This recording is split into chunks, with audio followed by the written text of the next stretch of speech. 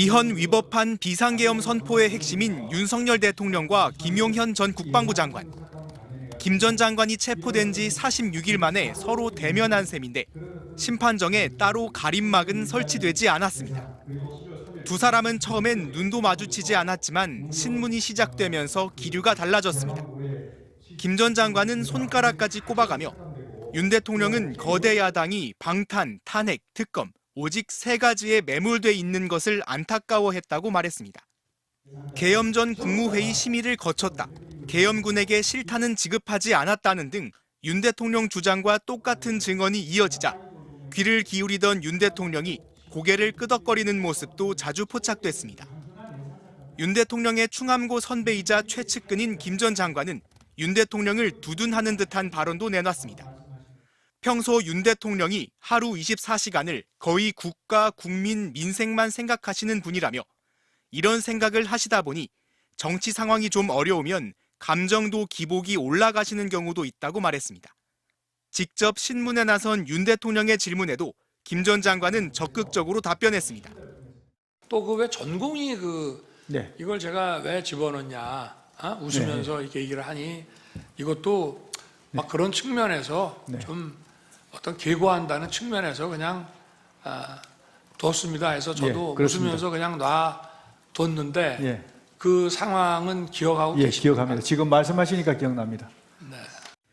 약 2시간 반 동안의 증인신문을 마친 김 전 장관은 윤 대통령에게 허리를 굽혀 인사했고 윤 대통령도 고개를 끄덕이며 인사를 받았습니다.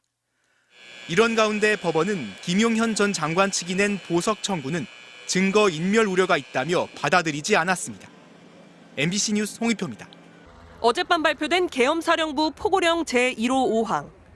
전공의를 비롯해 파업 중이거나 의료 현장을 이탈한 모든 의료인은 48시간 내 본업에 복귀하라며 위반 시에는 계엄법에 의해 처단한다고 했습니다. 특정 직역의 지침을 명시한 건 의료인이 유일합니다. 의료계는 처단이라는 표현까지 사용했다며 격분하고 있습니다. 서울대의대와 서울대병원 교수비대위는 사직한 전공의는 파업 중이거나 현장을 이탈한 경우에 해당하지 않는다며 즉각 반발했습니다. 지난 2월 병원을 떠난 전공의들은 6월에 사직서가 수리돼 파업이 아닌 사직 상태이고 절반 정도는 다른 의료기관에서 근무 중이어서 이탈도 아니라는 겁니다. 전국의대교수협의회 등도 성명을 내고 전시 상황에서도 언급할 수 없는 망발로 의료계를 반국가 세력으로 호도했다며 윤석열 대통령의 하야를 촉구했습니다. 최선을 다하고 있는 교수님들이 너무나도 자괴감이 들고 저희를 그런 식으로 처단할 대상으로 본다는 것 자체에 대해서 굉장히 분노를 금치 못하고 있습니다. 전공의들은 신변의 위협을 느낄 정도의 두려움과 함께 큰 충격을 받은 것으로 전해졌습니다. 소통할 수 있는 방법이 정말 많은데 이렇게 계엄령으로 무력으로 한다는 게 지금 21세기 민주주의 국가를 살고 있는 게 맞나라는 생각이 들었습니다. 박단 대한전공의협의회 비대위원장은 처단이라는 표현은 청년들을 굴복시키겠다는 윤석열 대통령의 의지의 표현이라 비판하며 조속히 자리에서 물러나길 촉구했습니다. 의사협회 회장 선거에 출마한 후보들도 레임덕이 데드덕이 됐다.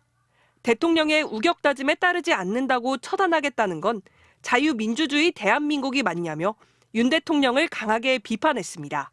내년도 전공의 모집이 오늘부터 시작됐지만 여야의정 협의체 좌초에 이어 비상계엄 사태까지 의료계의 반발을 키우면서 의료 공백 장기화 가능성이 더욱 커졌습니다.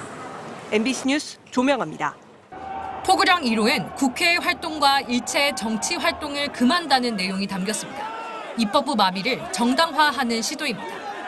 헌법과 계엄법상 비상계엄을 하더라도 계엄 해제권을 가진 국회에 대한 조치는 할 수 없습니다. 국회를 겨냥한 포고령이 내란 사태의 위헌 위법성을 입증하는 물증으로 꼽히는 이유입니다. 포고령에는 또 복귀하지 않는 전공의를 처단 대상으로 명시해 작성 배경에도 관심이 쏠렸습니다. 그런데 김용현 전 국방부 장관 변호인단은 계엄 포고령 등 계엄 관련 문건을 국방장관 지휘에서 김 전 장관이 초안을 작성했다고 밝혔습니다. 또 윤석열 대통령이 이를 검토했다고 했습니다.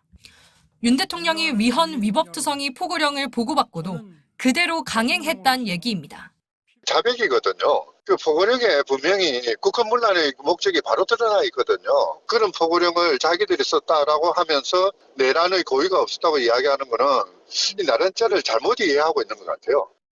김 전 장관 변호인단은 또 윤 대통령이 내용을 수정한 건 단 하나라고 했습니다. 김 전 장관이 작성한 포고령 초안엔 통행 금지 같은 조치가 있었는데 국민 생활 불편등을 고려해 윤 대통령이 삭제를 지시했다고 주장했습니다. 전두환 신군부 시절인 1982년 1월 야간 통행 금지가 폐지된 지 43년 만에 부활할 뻔한 겁니다.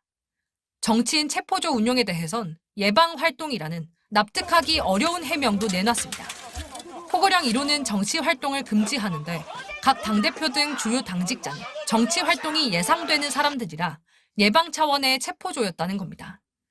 한동훈, 이재명 대표 등 체포 명단을 전달받았다는 계엄군과 경찰 수뇌부 증언은 이미 많이 나왔습니다. 김 전 장관 변호인단은 이런 증언이 거짓말은 아니라며 체포 명단 존재도 인정했는데 예방활동 지시를 명확히 하지 못한 김 전 장관 책임이라고 둘러댔습니다. MBC 뉴스 유서영입니다.